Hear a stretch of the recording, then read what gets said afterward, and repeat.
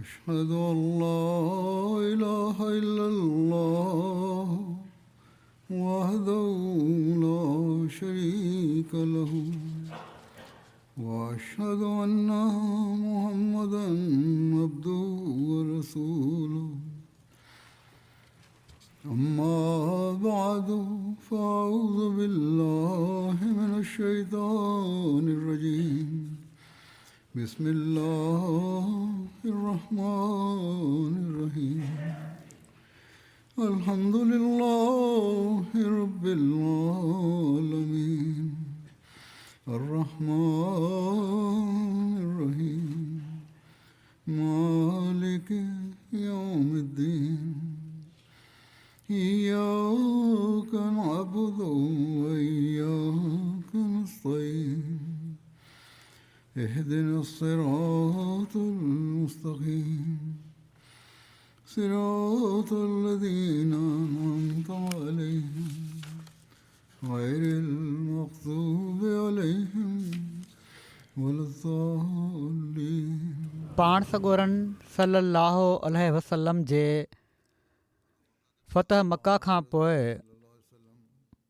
मदीने वापसि अचण खां पोइ बि कुझु मुहिमूं पेश आयूं पाण सॻोरन सल्लल्लाहु अलैहि वसल्लम खे, जंहिंजो मां ज़िक्र कंदुसि. हिकिड़ो ज़िक्र आहे सरिया कैस बिन साद बिन उबादा जो. ही सुदा पासे सन 8 हिजरी में थियो. जॾहिं पाण सॻोरा सल्लल्लाहु अलैहि वसल्लम जैराना मां मदीने वापसि आया त पाण इस्लाम जी दावत जे लाइ मुख़्तलिफ़ इलाइक़नि ॾांहुं लश्कर रवाना कयाऊं. जीअं त मुहाजिर बिन अबी उमैया खे सना जेको यमन जो गादी जो हंधु आहे उन पासे ऐं ज़ियाद बिन लबीद खे हज़र मौत ॾांहुं रवानो फ़रमायाऊं ऐं हिकिड़ो लश्कर तयारु कयाऊं जंहिंजो अमीर कैस बिन साद खे मुक़ररु फ़रमायाऊं. पाण सॻोरन सल्लल्लाहु अलैहि वसल्लम कैस बिन साद खे 400 माण्हुनि सां गॾु रवानो फ़रमायो त जीअं हू यमन जे क़बीले सुदा खे इस्लाम जी दावत ॾियनि. ॿिए कौल जे मुताबिक़ पाण सॻोरन सल्लल्लाहु अलैहि वसल्लम इरशाद फ़रमायो त हू क़बीले सुदा सां क़िताल कनि. जेकॾहिं हीअ रिवायत सही आहे, पहिरीं रिवायत वधीक सही थी लॻे, त पोइ यकीनन इन क़बीले तरफ़ां मुसलमाननि खे नुक़सानु पहुचाइण जूं ख़बरूं आयूं हूंदियूं, जंहिं ते पाण ई क़दम खयाऊं. जेकॾहिं हीअ ख़बर सही आहे, ॻाल्हि सही आहे, रिवायत सही आहे त पाण सॻोरन सल्लल्लाहु अलैहि वसल्लम लिखियलु आहे त पाण सॻोरन सल्लल्लाहु अलैहि वसल्लम इन जे लाइ हिकिड़ो अछो झंडो ॿधो ऐं हिकिड़ो कारो परचम उन्हनि जे हवाले कयऊं. उन्हनि कना वादी जे हिकिड़े पासे देरो ॼमायो. कना मदीने ऐं उहद जे विच में मदीने जी 3 मशहूरु वादियुनि मां हिकिड़ी वादी आहे. हज़रत कैस हज़रत जे सरदार हज़रत साद बिन उबादा जा पुट हुआ. हज़रत कैस बिन साद खे जलीलुल क़दर असाबनि में ॻणियो वेंदो हुयो. फ़तह मक्का जे मौक़े ते पाण सॻोरन सल्लल्लाहु अलैहि वसल्लम जॾहिं हज़रत साद बिन उबादा खां झंडो वापसि वरितो हो त उन्हनि जे हिन ई पुट कैस खे ॾिनो हुओ. हीअ तमामु साहिबु राय ऐं तमामु बहादुर शाह सवार सम्झा वेंदा हुआ. जूदो सख़ा में बि तमामु मशहूरु हुआ. हज़रत कैस कना में देरो ॼमायूं वेठा हुआ जो क़बीले सुदा जो हिकिड़ो माण्हू ज़ियाद बिन हारिस उतां लंघियो. हीउ कुझु वक़्तु पहिरियां मुस्लमान थी चुको हुयो. जॾहिं उनखे ख़बर पई त हीउ लश्कर उन्हनि जे क़बीले ते हमिलो करणु पियो थो वञे त उनखे हैरानी छो न थी. उन वक़्तु यकीननि उनखे ख़बर हूंदी त हीअ क़बीले वारा मुस्लमाननि खे नुक़सानु पहुचाइणु चाहिनि था ऐं हीअ हाणे उनजे जवाब में अचनि पिया था. बहरहाल जॾहिं उन हीउ ॾिठो त उन्हनि जे क़बीले ते हमिलो थियणु लॻो आहे त हू उतां सिधो पाण सॻोरन सल्लल्लाहु अलैहि वसल्लम जी ख़िदमत में हाज़िर थियो ऐं दरख़्वास्त कयईं त तव्हां जेको लश्कर मोकिलियो आहे उहो वापसि घुरायो. मां पंहिंजी क़ौम जी ज़मानत थो ॾियां ऐं उनजे इस्लाम क़बूल करण जो बि वाइदो थो कयां. माना त हिकिड़ी ज़मानत ही त हू मुस्लमाननि ते हमिलो न कंदा, नुक़सानु न पहुचाईंदा, ऐं ॿियो त इस्लाम बि आहिस्ते आहिस्ते क़बूल करे वठंदा.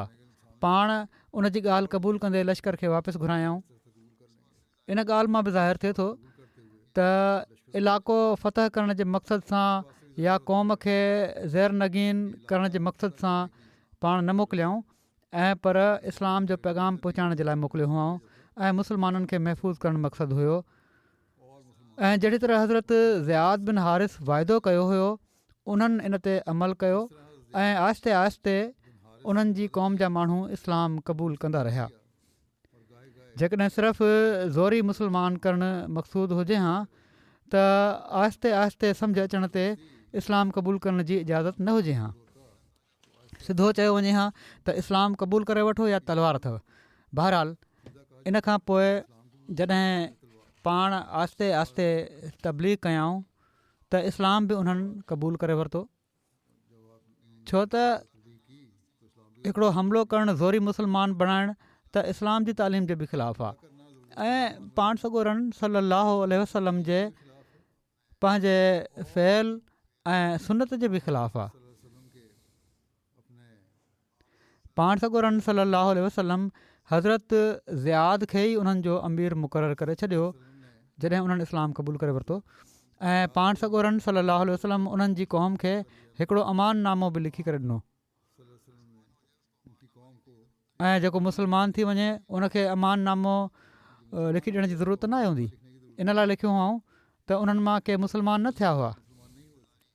सरिया हज़रत उयैना बिन हसन फ़िज़ारी बनी तमीम पासे इन जो बि ज़िक्र मिले थो। हीअ सरिया मुहर्रम 9 हिजरी में बनू तमीम पासे हज़रत उयैना बिन हसन जी क़यादत में थियो।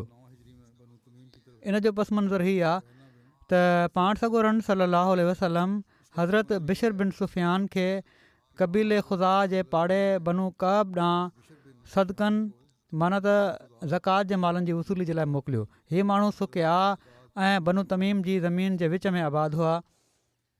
जीअं त हज़रत बिशर बिन सुफ़ियान जे हुकुम ते बनू ख़ुदा जो माल हर पासे खां उन्हनि वटि गॾु थियणु लॻो। बनू तमीम जेके मुस्लमान न हुआ उन्हनि खे ही माल तमामु घणा लॻा ऐं हू चवणु लॻा त हीउ छो नाहक असांजा माल वठे पियो थो ऐं पंहिंजूं तलवारूं कढी वरिताऊं। बनू ख़ुदा चयो त असां इस्लाम दीन क़बूल करे वरितो आहे ऐं हीअ असांजे दीन जो हुकुम आहे, असां ॾियूं पिया था, तोखे कहिड़ी तकलीफ़ आहे। पर बनू तमीम चयो त हीउ बिशर बिन सुफ़ियान कंहिं उठ ताईं बि नथो पुॼी सघे। झेड़े ऐं जंगो जिदाल जी इन कैफ़ियत खे ॾिसी हज़रत बिशर बिन सुफ़ियान बिना कंहिं क़िस्म जी वसूली जे पाण ई उतां वापसि हलिया आया। हीअ ॻाल्हि बनू ख़ुदा खे तमामु ख़राबु लॻी। बनू ख़ुदा बनू तमीम ते हमिलो कयो ऐं उन्हनि खे हीअ चवंदे उतां उन्हनि खे कढी छॾियाऊं त जेकॾहिं तव्हांजी असां सां माइटी न हुजे हा त तव्हां पंहिंजे शहरनि ताईं न पहुची सघो हा। पाण सॻोरन सल्लल्लाहु अलैहि वसल्लम तरफ़ां ज़रूरु असांखे कंहिं आज़माइश खे मुंहुं ॾियणो पवंदो। हाणे अहिड़ी हीअ ॻाल्हि जेका तव्हां कई आहे ऐं असां ज़कात नाहे ॾिनी त तव्हां माण्हुनि हुज़ूर सल्लल्लाहु अलैहि वसल्लम जे नुमाइंदे खां मुंहुं मोड़ियो आहे ऐं उनखे असांजे मालनि जी ज़कात वठण खां रोके छॾियो अथव। ॿिए पासे हज़रत बिशर बिन सुफ़ियान पाण सॻोरन सल्लल्लाहु अलैहि वसल्लम वटि आया ऐं हुज़ूर खे हालात खां आगाह कयाऊं। पाण सॻोरन सल्लल्लाहु अलैहि वसल्लम फरमायो, केरु हिन क़ौम खे सबक़ सेखारींदो। सभिनी खां पहिरियां हज़रत उयैना बिन हसन लबैक चयो। पाण सॻोरन सल्लल्लाहु अलैहि वसल्लम हज़रत उयैना बिन हसन खे 50 अरब शह सवारनि सां गॾु बनू तमीम ॾांहुं रवानो फरमायो, जिन में मुहाजिरनि ऐं अंसार मां को बि न हो। उयैना पंहिंजे साथियुनि सां गॾु रवाना थिया। हू राति जो हलनि पिया ऐं ॾींहं जो लिकी पिया पवनि एसि ताईं जो हू रेगिस्तान में पहुची विया जिथे बनू तमीम रहंदा हुआ। हू पंहिंजा ढोर ढगा चारे रहिया हुआ। जॾहिं बनू तमीम इन लश्कर खे ॾिठो त हू सभु कुझु छॾे उतां वठी भॻा। इन्हनि जा 11 मर्द 11 औरतूं ऐं 30 ॿार क़ैद थिया जिन खे हू मदीने वठी आया ऐं पाण सॻोरन सल्लल्लाहु अलैहि वसल्लम जे हुकुम जे मुताबिक़ हज़रत रमला बिनत हारिस जे घर उन्हनि खे तरसायो वियो।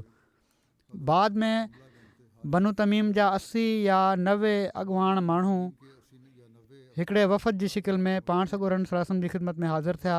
इन वफ़द में इन क़बीले जा क़ादिरुल कलाम शाइर ऐं ख़तीब बि के शामिल हुआ।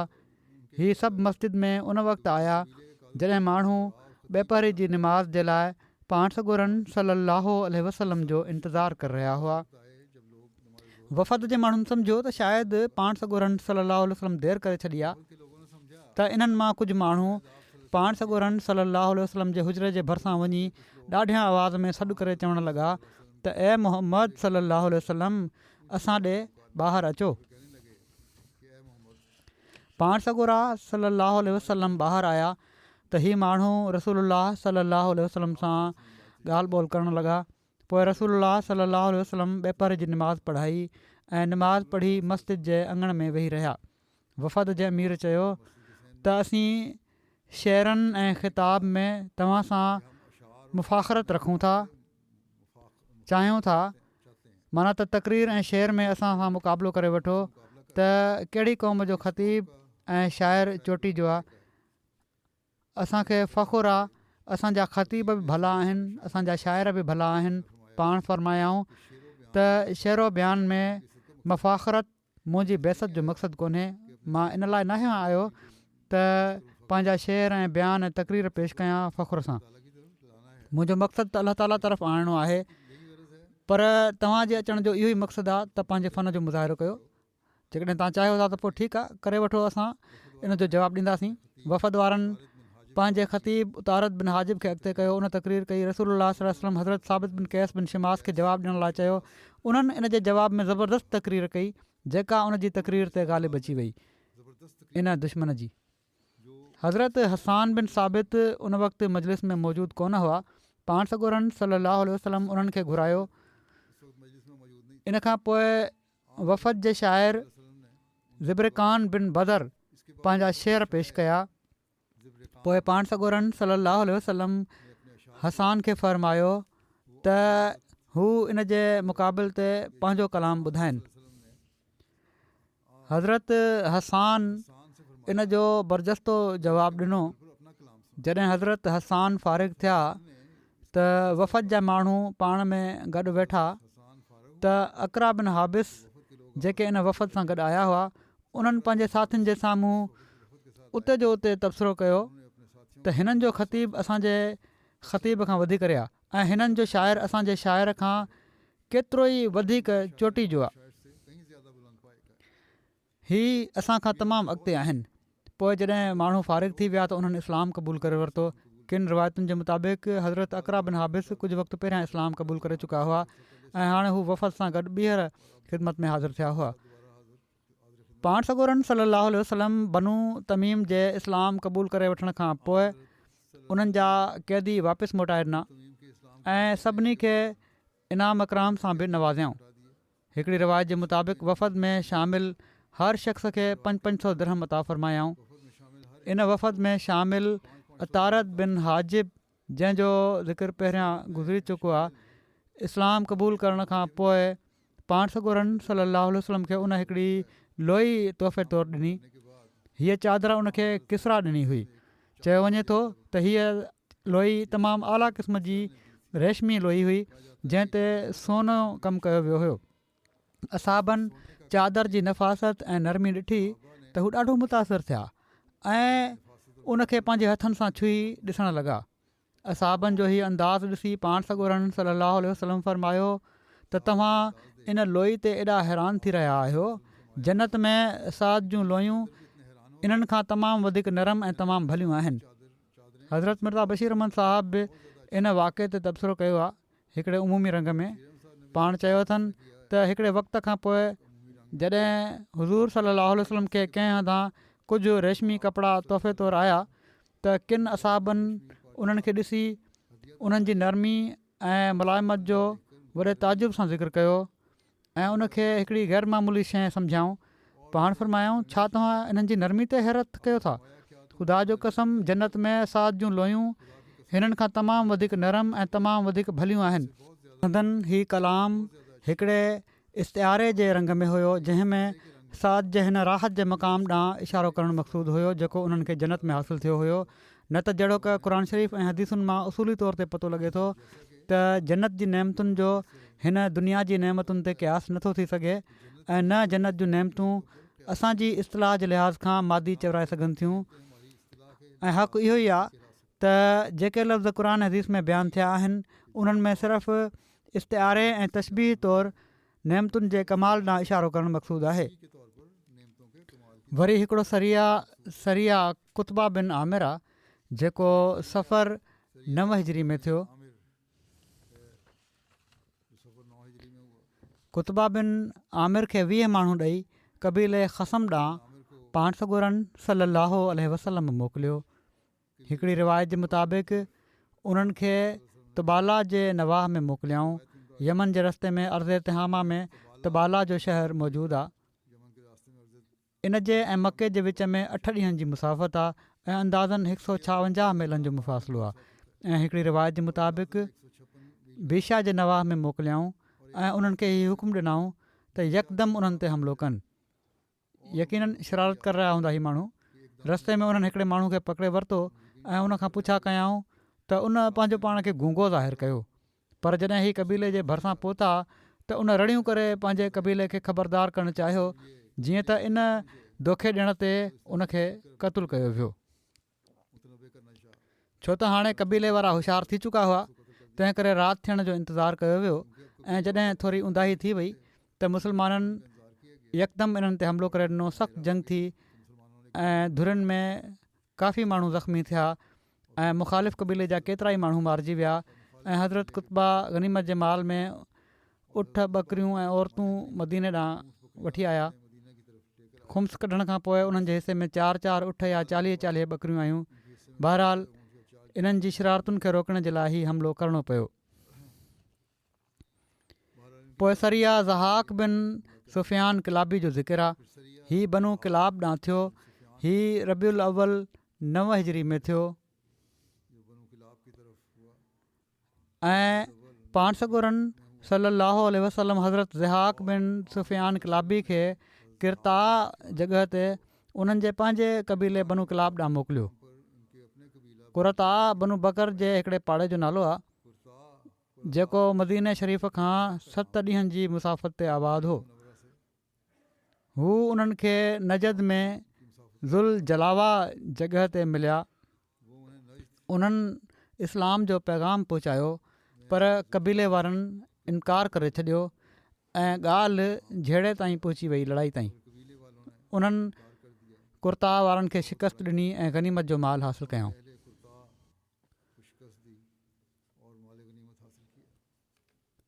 हिन सरिया जो हिकिड़ो ईमान अफ़रोज़ वाक़ियो ही बि आहे त सलमा बिन कुर्त हिकिड़ो काफ़र हो जेको मुख़ालिफ़नि जे अॻुवाणनि में शामिलु हो।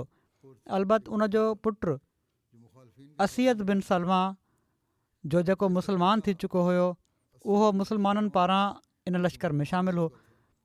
जॾहिं दुश्मन मुस्लमाननि जे हमले जो ताब न आणींदे वठी भॻो त उन्हनि में हज़रत असीयत बिन जो वालिद सलमा बि हो। असीयत पंहिंजे वालिद जो पीछो कयो त हू सिर बचाइण जे लाइ पंहिंजे घोड़े समेत पाणी में घिरी वियो। हीअ बि उन जे पुठियां विया ऐं वालिद खे ॿीहर इस्लाम जी दावत ॾिनऊं त कहिड़ी न कहिड़ी तरह मुंहिंजो पीउ दोज़ख खां बची वञे। पर पीउ जवाब में पुट खे घटि वधि चवणु शुरू करे ॾिनो। पुट जॾहिं ॾिठो त हीअ पंहिंजी सरकशी ऐं बाग़ियाणे रवैये ते क़ाइमु आहे, त वालिद जे घोड़े जूं खुचियूं वढियईं ऐं हिकिड़े ॿिए शख़्स अची उनखे क़तलु करे छॾियो। अलबत हिकिड़ी ॿी रिवायत बि आहे। इन जे मुताबिक़ जॾहिं असीयत मदीने अची इस्लाम क़बूल करे वरितो त उन्हनि जे पोड़े पीउ उन्हनि खे हिकिड़ो ख़तु लिखियो जंहिंमें कुझु शेर हुआ, जंहिंमें पंहिंजी कुराड़प जी उमिरि में पंहिंजे पुट जी नाफ़रमानी जो शिकवो कयईं ऐं पुट खे इस्लाम क़बूल करण ते ताना बि ॾिनई ऐं लिखियईं त उहे कहिड़ियूं ॻाल्हियूं आहिनि जो जंहिंजे करे तूं पंहिंजे पोड़े पीउ खे छॾे ॾिनो आहे ऐं इस्लाम क़बूल करे वरितो अथई। असीयत पंहिंजे पीउ जो ई ख़तु खणी पाण सॻोरन सलाहु जी ख़िदमत में हाज़िर थिया ऐं सॼी ॻाल्हि अर्ज़ु करे वालिद खे जवाबु लिखण जी इजाज़त चाहियऊं। जीअं त हुज़ूर सलाहु वसलम जे इरशाद ते उन्हनि पंहिंजे वालिद खे हिकिड़ो तबलीगी ख़तु लिखियो, जंहिंखे पढ़ी उन्हनि जे वालिद बि इस्लाम क़बूल करे वरितो। हीअ बि रिवायत आहे इन में। वरी सरिया हज़रत अलकमा बिन मुजज़िज़ जिदे पासे जो ज़िक्र आहे। इब्न सअद लिखियो आहे त हीअ सरिया रबीउस्सानी 9 हिजरी में थियो, जॾहिं त किन ॿियनि रिवायतुनि जे मुताबिक़ सफ़र 9 हिजरी में थियो। पाण सॻोरन सलाहु वसलम खे ख़बर पई त हबशा वारनि मां कुझु जंगजू जिदे जे साहिल ते लथा आहिनि। किन रिवायतुनि जे मुताबिक़ हू मके वारनि जे ख़िलाफ़ु धाड़ो हणणु चाहिनि पिया। हिकिड़े किताब में लिखियलु आहे त हिननि माण्हुनि समुंड पार करे मुस्लमाननि खे नुक़सानु पहुचाइण जी कोशिशि कई। जिद्दो मके शरीफ़ जे ओलाहे साहिल समुंड जे साहिल ते आबाद हिकिड़ो शहरु आहे, अॼु बि आहे। हीउ हिजाज़ जो हिकिड़ो तमामु वॾो शहरु आहे। मके ऐं जिदे जे विच में 75 किलोमीटरनि जो मुफ़ासिलो आहे, जॾहिं त मदीने खां जिदे जो तक़रीबन 250 मीलनि जो मुफ़ासिलो आहे। पाण हज़रत अलकमा खे 300 माण्हुनि जी कमान ॾेई उन्हनि पासे मोकिलियो। जेके माण्हू हबशा वारनि मां जिदे जे साहिल ते लथा हुआ, उन्हनि खे हज़रत अलकमा जे अचण जो इल्मु थियो त हू माण्हू पंहिंजनि ॿेड़ियुनि ते चढ़ी समुंड में भॼी विया। हज़रत अलकमा हिकिड़े ॿेट ताईं उन्हनि जो पीछो कयो। इन मुहिम जो हिकिड़ो वाक़ियो क़ाबिल ज़िक्र आहे, जेको हीअं बयानु थियो आहे त हज़रत अबू सईद ख़ुदरी खां रिवायत आहे त रसूलुल्लाह सल्लल्लाहु अलैहि वसल्लम हिकिड़े लश्कर ते अलकमा बिन मुजज़िज़ खे सरदार मुक़ररु कयो ऐं मां बि इन लश्कर में हुउसि।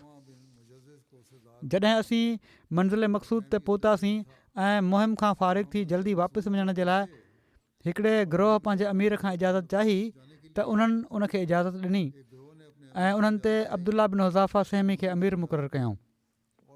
उन्हनि जी तबियत में भोग हो। हीअ माण्हू रस्ते में लथा। हिननि माण्हुनि बाहि ॿारी त जीअं बाहि सेकिन। सुनन इब्न बाजा में आयो आहे त अब्दुल्ला सहमी चयो त छा मुंहिंजो तव्हां ते हक़ु न आहे त तव्हां ॿुधो ऐं इताअत कयो? उन्हनि चयो छो न? उन्हनि चयो मां तव्हांखे जंहिं ॻाल्हि जो हुकुम ॾींदुसि तव्हां उन ते अमल कंदो? उन्हनि चयो त हा। उन चयो त मां तव्हांखे हुकुम थो ॾियां त तव्हां हिन बाहि में टपो ॾियो। कुझु माण्हू उथी बीठा ऐं टपो ॾियण जे लाइ तयारु थी विया। जॾहिं उनखे यकीन थी वियो त हू टपो ॾियणु लॻा आहिनि त उन चयो त पंहिंजो पाण खे रोके वठो, छो त मां त तव्हां सां सिर्फ़ु भोग पियो कयां। जॾहिं हू वापसि आया त माण्हुनि इन ॻाल्हि जो ज़िक्र पाण सॻोरनि सलाहु सां कयो त रसूलुल्लाह सल्लल्लाहु अलैहि वसल्लम फरमायो, मन अमरकुम मिनहुम बिमासियतिल्लाह फला तुतीउह। जेको तव्हांखे हिननि अमीरनि मां अलाह जी नाफ़रमानी जो हुकुम ॾिए त उनजी इताअत न कयो। हिकिड़ी रिवायत में आहे त पाण सॻोरनि सल्लल्लाहु अलैहि वसल्लम फरमायो, ला ताअत फी मासियतिल्लाह इन्नमा ताअत फिल मारूफ़। त अल्लाह ताला जी नाफ़रमानी में इताअत न आहे, इताअत त सिर्फ़ु मारूफ़ में आहे। हिकिड़ी ॿी रिवायत में लिखियलु आहे त जॾहिं हीउ वाक़ियो पाण सॻोरनि सल्लल्लाहु अलैहि वसल्लम जी ख़िदमत में पेश थियो त पाण ॾाढो नाराज़ थिया ऐं फरमायाऊं, लो दख़लूहा मा ख़रजू मिनहा इला यौमिल क़यामत इन्नमा ताअत फिल मारूफ़। त जेकॾहिं हू हिन में दाख़िल थियनि हा त क़यामत ताईं इन मां न निकिरनि हा, माना त बाहि मां, छो त इताअत त मारूफ़ ॻाल्हि में हूंदी आहे। हज़रत मुस्लिम मौद बि इन वाक़े खे बयानु कयो आहे त जेके मामला शरीयत जे ख़िलाफ़ु हुजनि उन्हनि में इताअत नाहे हूंदी। पाण सॻोरनि सल्लल्लाहु अलैहि वसल्लम हिकु दफ़ो हिकिड़े असहाबी खे हिकिड़े नंढे लश्कर जो सरदार बणाए मोकिलियो। रस्ते में उन्हनि का ॻाल्हि चई जंहिं ते किन असहाबनि अमल न कयो। इन ते हू नाराज़ थिया ऐं चवणु लॻा त मूंखे रसूल करीम सल्लल्लाहु अलैहि वसल्लम तव्हां माण्हुनि ते अमीर मुक़ररु कयो आहे। ऐं पाण हीअ बि फरमायो अथनि त जंहिं मुंहिंजे मुक़ररु कयल अमीर जी इताअत कई उन मुंहिंजी इताअत कई ऐं जंहिं उनजी नाफ़रमानी कई उन मुंहिंजी नाफ़रमानी कई। ऐं जॾहिं मां पाण सॻोरनि सल्लल्लाहु अलैहि वसल्लम जो क़ाइमु मक़ाम आहियां त तव्हां मुंहिंजी नाफ़रमानी छो कई? इन ते असहाबनि चयो त असां तव्हांजी इताअत कंदासीं। उन्हनि चयो त ठीकु आहे, मां ॾिसां थो त तव्हां माण्हू इताअत कयो था या न। जीअं त उन्हनि बाहि ॿारण जो हुकुम ॾिनो ऐं जॾहिं बाहि ॿरण लॻी त असहाबनि खे चयाऊं त इन में टपो ॾियो। के त राज़ी थी विया, तयारु थी विया, पर ॿियनि उन्हनि खे झलियो ऐं चयो त इताअत शरई मामलनि में आहे, हिननि खे त शरीयत जी वाक़फ़ियत ई कान्हे। अहिड़ी तरह बाहि में टपो ॾेई सिर ॾियणु नाजाइज़ आहे ऐं ख़ुदा ताला जो हुकुम आहे त ख़ुदकुशी न करणु घुरिजे। जॾहिं हीउ मामिलो पाण सॻोरनि सल्लल्लाहु अलैहि वसल्लम जे साम्हूं पेश थियो त पाण इन में उन्हनि माण्हुनि जी ताईद कयाऊं जन चयो हुयो त बाहि में टपो ॾियणु जाइज़ नाहे। वरी सरिया हज़रत अली फुल्स बनू तय पासे जो बि ज़िक्र अचे थो। रबी सानी 9 हिजरी में थियो। फुल्स नजद जे इलाइक़े जो हिकिड़ो बुत हुयो ऐं तय क़बीलो उनजी इबादत कंदो हो। इन ते नज़र न्याज़ सां गॾोगॾु हथियारनि जूं बि बासूं बासी हूंदियूं हुयूं। रसूलुल्लाह सल्लल्लाहु अलैहि वसल्लम हज़रत अली खे 150 अंसार सां गॾु जंहिंमें 100 ऊठ ऐं 50 घोड़ा हुआ। बनू तय जे बुत फुल्स खे ड्राइण जे लाइ रवानो फ़रमायो। इन लश्कर जी हिकिड़ी ख़ुशूसियत हुई त सवाइ हज़रत अली जे बाक़ी सभई माण्हू अंसार हुआ, मुहाजिरनि वग़ैरह मां को बि कोन हो। बनू तय अरब जो हिकिड़ो मशहूरु क़बीलो आहे। हीअ माण्हू शाम जे वेझो आबाद हुआ। पाण इन सरिया जे लाइ हज़रत अली खे हिकिड़ो कारे रंग जो वॾो झंडो ऐं अछे रंग जो नंढो परचम अता फ़रमायो। हज़रत अली सुबुह महिल हमलियावर थिया ऐं उन्हनि जे बुत फुल्स खे ड्राए विधऊं। केतिरा ई कैदी ऐं ढोर ढगा कब्ज़े में कयऊं। मशहूरु सखी हातिम ताई जो ई क़बीलो हुयो ऐं कैदियुनि में हातिम ताई जी धीउ सफ़ाना बि शामिल हुई। हातिम ताई जो पुटु अदी जेको क़बीले जो सरदार हो उहो भॼी वियो ऐं शाम मुल्क ॾांहुं निकिरी वियो।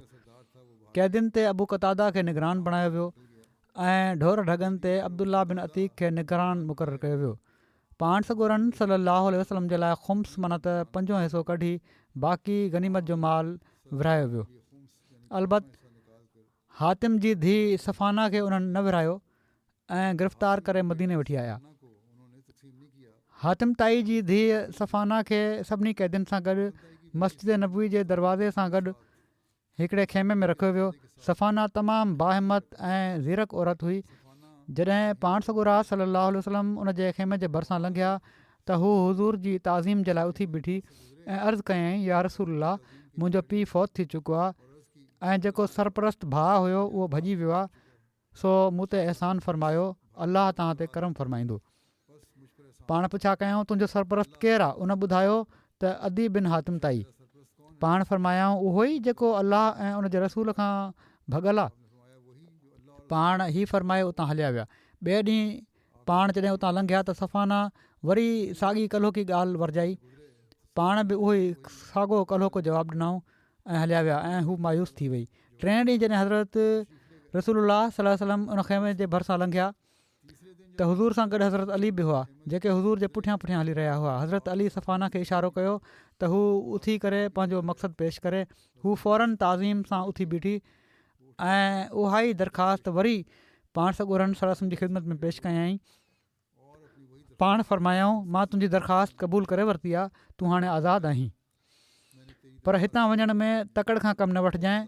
जॾहिं को एतबार जोॻो शख़्स मिले त तोखे उन सां गॾु तुंहिंजे भाउ वटि शाम रवानो कयो वेंदो। हिकिड़ी रिवायत में आहे त उन रसूलुल्लाह सल्लल्लाहु अलैहि वसल्लम खे अर्ज़ु कयो त पाण सॻोरा सल्लल्लाहु अलैहि वसल्लम उन ते अहसान फ़रमाइनि, माना त आज़ादु करे छॾनि। जीअं त पाण सॻोरनि सल्लल्लाहु अलैहि वसल्लम उन ते अहसान फ़रमायो ऐं उनखे आज़ादु करे छॾियऊं। उनजो नतीजो हीउ थियो जो हू मुस्लमान थी वई। हीअ बि हिकिड़ी रिवायत में अचे थो त आज़ादी खां पहिरियां हू मुस्लमान बि थी वई हुई। फ़ौरन बाद आज़ादी जे कुझु ॾींहंनि खां पोइ बनू कुज़ा जा कुझु माण्हू मदीने आया जेके शाम वञण जो इरादो रखनि पिया।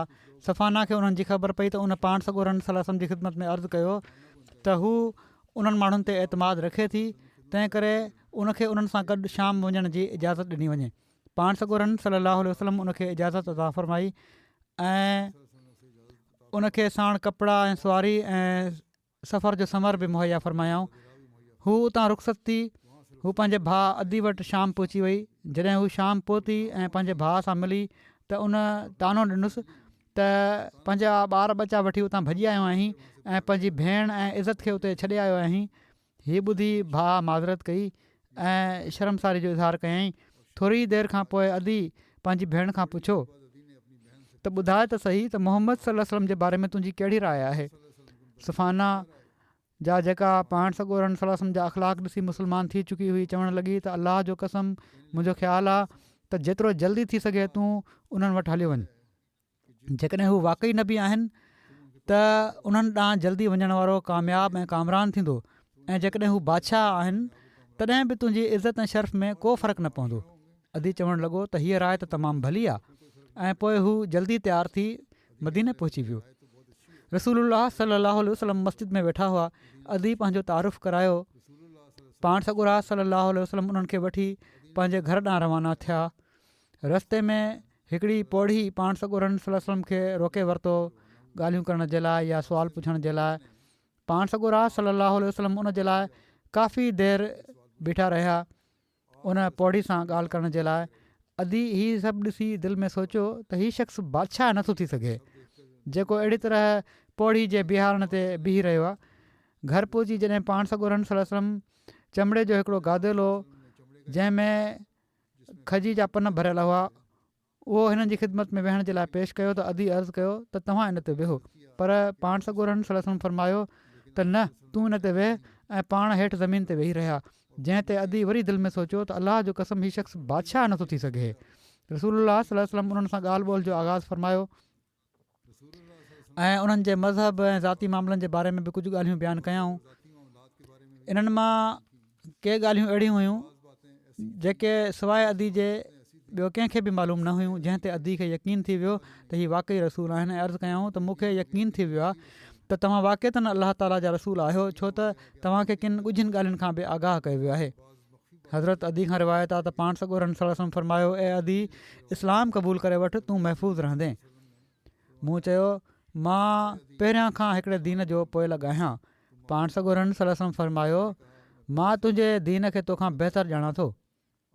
मूं चयो, तव्हां मुंहिंजे दीन खे मूंखां वधीक ॼाणो था, हीअ कीअं थो थी सघे? पाण सॻोरन सल्लल्लाहु अलैहि वसल्लम फरमायो, हा, मां तुंहिंजे दीन खे तोखां वधीक ॼाणा थो। पोइ पाण सॻोरन सल्लल्लाहु अलैहि वसल्लम फरमायो, छा तूं रकूसी माना त ईसाईयत ऐं साबियत जे विच में हिकिड़ो मज़हब आहे जेको उहो नथो रखी? मूं चयो, छो न? पाण सॻोरन सल्लल्लाहु अलैहि वसल्लम फरमायो, छा तूं पंहिंजी क़ौम जो सरदार न आहीं? मूं चयो, हा।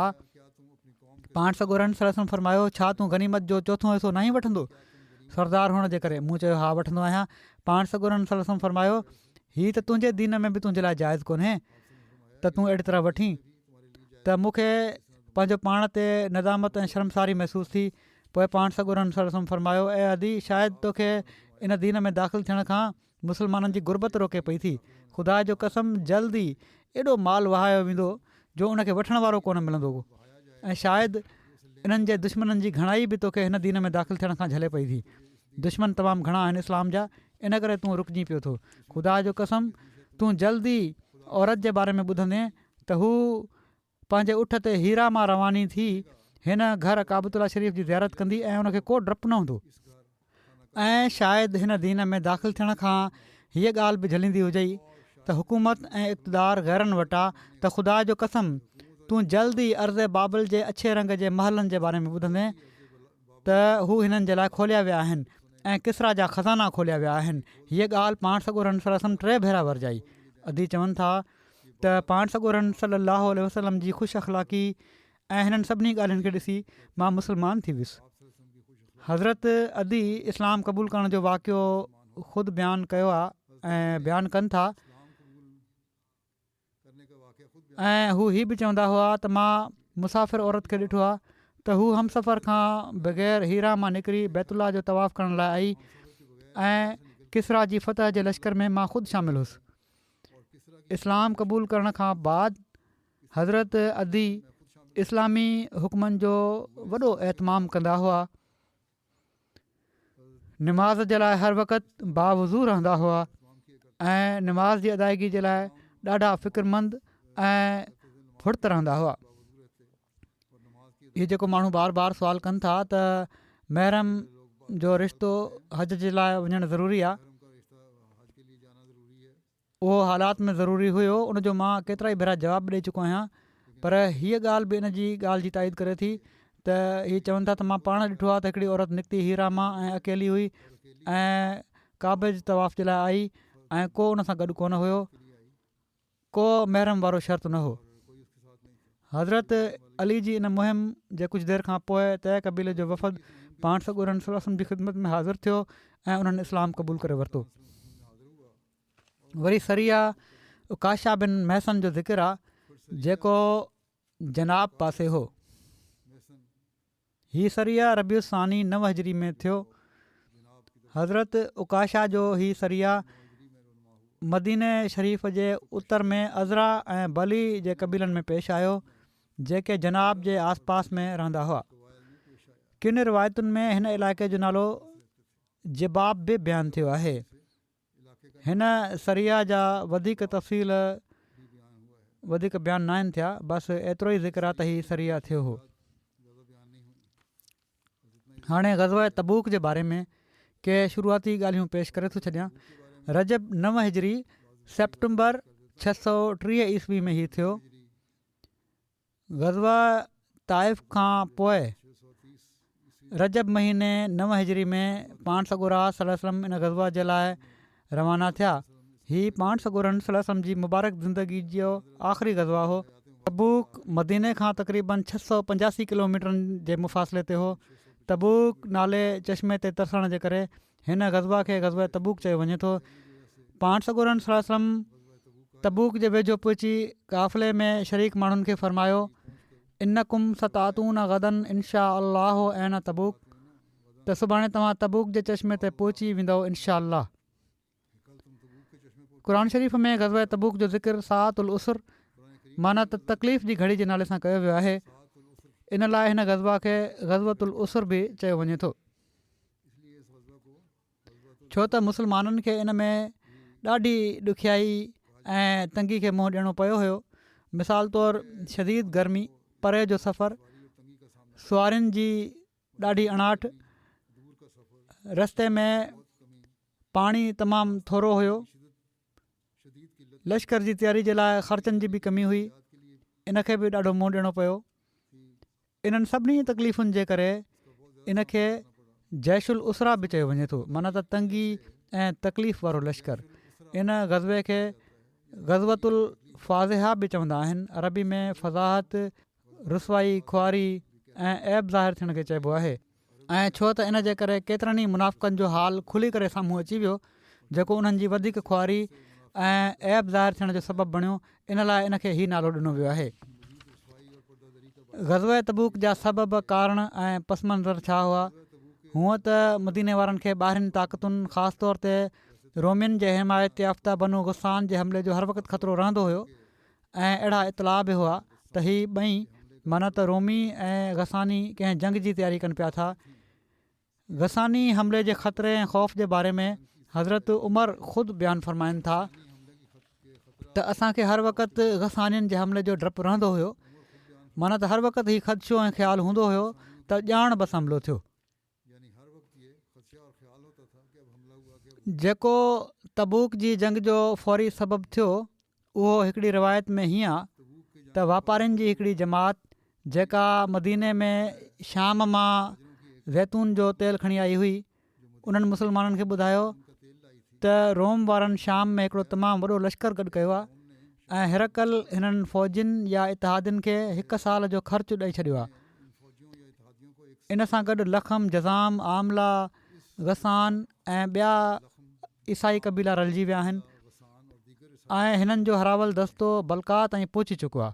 बल्का शाम मुल्क में मौजूदु हिकिड़ो इलाइक़ो आहे जेको दिमिश्क ऐं वादी क़ुरा जे विच में आहे।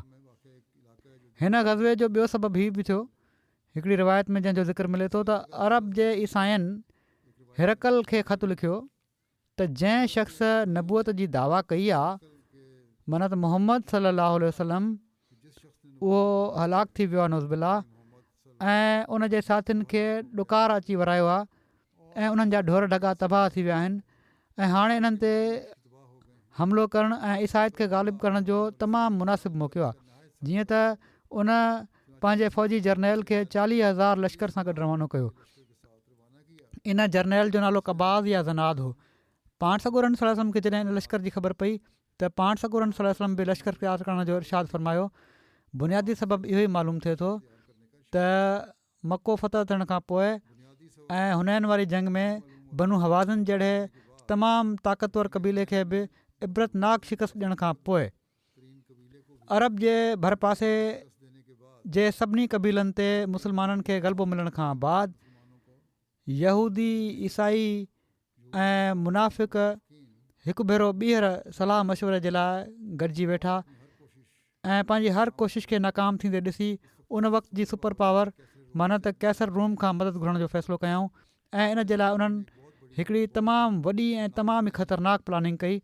हिकु पासे खां कैसर रूम सां राब्तो कयऊं ऐं उनखे तयारु कयऊं त हू पंहिंजी फ़ौज मोकिले त जीअं मुस्लमाननि खे पूरी तरह ख़तमु कयो वञे। ऐं ॿिए पासे मुनाफ़िक़नि हीउ कयो जो मदीने में पहिरियां खां ई ॻाल्हियूं फैलाइण शुरू करे ॾिनऊं त कैसर रूम पंहिंजो लश्कर मोकिले पियो थो जेको मदीने में मोहम्मद सल्लल्लाहु अलैहि वसल्लम समेत सभिनी मुस्लमाननि खे तबाह बर्बादु करे छॾींदो। अहिड़े तरह सां मुनाफ़िक़ ऐं ॿिया मुखालिफ़ ही चाहिनि पिया त वधीक मुमकिन आहे त पाण सॻोरा सल्लल्लाहु अलैहि वसल्लम पाण ई लश्कर जो मुक़ाबिलो करण जे लाइ मदीने मां शाम ॾांहुं निकिरी वञनि। ऐं ॿिन्ही सूरतुनि में सफ़र जी ॾुखियाईनि या कैसर रूम सां मुक़ाबिलो मुस्लमाननि ऐं पाण सॻोरनि सल्लल्लाहु अलैहि वसल्लम जी नऊज़ बिल्ला या हलाकत खे यकीनी बणाए छॾींदो। बहरहाल ही हिननि जी ख़्वाहिश हुई। इन जो हाणे वधीक डिघो तफ़सील आहे जेको इनशा आईंदा बयानु थींदो। अॼु रबुआ में मस्जिद महदी जेका गोल बाज़ार में आहे इन ते दहशतगर्दनि हमिलो बि कयो आहे। असांजा 5-6 माण्हू ज़ख़्मी आहिनि हुते, 2 तमामु घणो ज़ख़्मी आहिनि। ऑपरेशन वग़ैरह बि थी रही आहे उन्हनि जी, अलाह करे त उन्हनि जी हालति बहितरु थी वई हुजे। बाक़ी ज़ख़्मियुनि खे बि अलाह ताला उन्हनि ते फज़ुलु फ़रमाए। ऐं जेके 2 सीरियस ज़ख़्मी आहिनि उन्हनि जे पेट में गोलियूं लॻियूं आहिनि। दहशतगर्द खे बि हिकिड़े खे असांजे सिक्योरिटी वारनि मारियो आहे, मारे छॾियो आहे, हिकिड़ो भॼी वियो आहे। इहा ई हींअर ताईं जी रिपोर्ट आहे, बाक़ी तफ़सील अञा ईंदा। अलाह ताला हिननि दहशतगर्दनि ऐं कानून टोड़ण वारनि खे ऐं जमायत जे मुखालफ़नि खे जल्द पकड़े। पंजाब जी हुकूमत, वज़ीर आला ऐं हुकूमत हीअ दावा कनि पिया था त पंजाब में 100% ॾोहनि ते कंट्रोल थी चुको आहे ऐं को ॾोहारी हाणे नाहे बचियो। पर अहमदनि ते जेके रोज़ हमला थियनि था, क़तल शहीद कया पिया था वञनि या ज़ख़्मी कया पिया था वञनि या उन्हनि जे मालनि खे बाहियूं ॾिनी पयूं थी वञनि, उनखे शायदि ही ॾोह सम्झनि नथा। अलाह ताला हिननि हुकूमतुनि खे बि अकुलु ॾिए ऐं जल्द ई अलाह ताला जमायत जे हक़ में निशान ज़ाहिर फ़रमाए।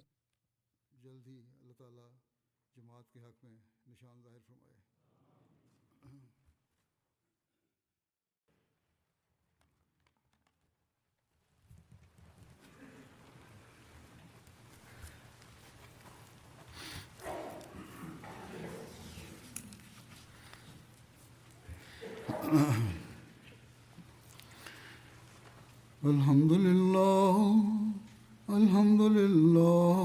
नहमदुहु व नस्तईनुहु व नस्तगफिरुहु व नुमिनु बिही व नतवक्कलु अलैहि व नऊज़ु बिल्लाहि मिन शुरूरि अनफुसिना व मिन सय्यिआति अअमालिना मन यहदिहिल्लाहु फला मुदिल्ल लहु वमन युद्लिल्हु फला हादिय लहु वनशहदु अल्ला इलाहा इल्लल्लाह वनशहदु अन्ना मुहम्मदन अब्दुहु व रसूलुहु इबादल्लाहि रहिमकुमुल्लाह इन्नल्लाह यअमुरु बिल अदलि वल इहसानि वईताइ ज़िल क़ुर्बा वयन्हा अनिल फ़हशाइ वल मुनकरि वल बग़ी यइज़ुकुम लअल्लकुम तज़क्करून उज़्कुरुल्लाह यज़्कुरुकुम वदऊहु यस्तजिब लकुम वलज़िक्रुल्लाहि अकबर।